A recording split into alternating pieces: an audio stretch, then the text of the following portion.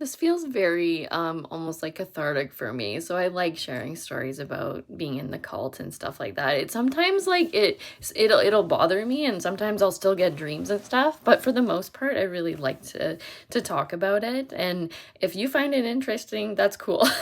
So like at convention, being in the meetings, that was the main part. So the workers are the ministers of the two by twos, and we thought that they were ordained by God, that God chose them to be in that position to go out and preach the one true gospel. And we revered them as like they were at the highest position. Like you could not come up against them. Whatever they said goes, you respected them with just like complete awe and reverence. And so they were the ones that would deliver messages, and there would be like a lot of young workers and that would speak shorter times, and then the older workers would speak longer.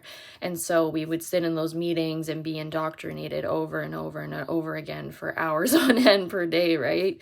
So that was very interesting. And there were moments where I would feel something so strong, like such a strong love for God.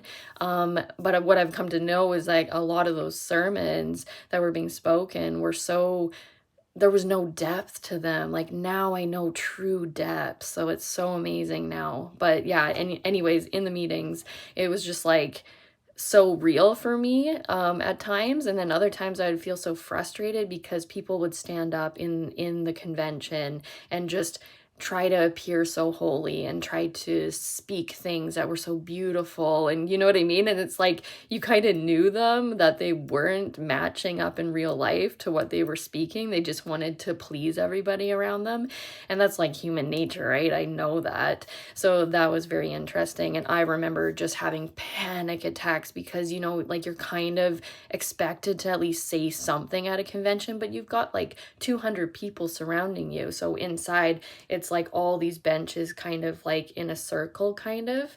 Not a full circle because the stage was up at the front, right? Everything was very plain kind of looking, and you could put like padding on your bench if you wanted to, right? Because you're sitting for so long. But anyways, there was times in my life where I did have the courage to stand up and speak, but I always felt so judged because I remember speaking so much from my heart. And if you're not speaking the rhetoric and speaking the terms and stuff, like the same kind of things that everybody else is talking about, you get ostracized and judged, and like just people look at you weird or don't say amen and stuff. So that was really, really not comfortable at all. It was not good.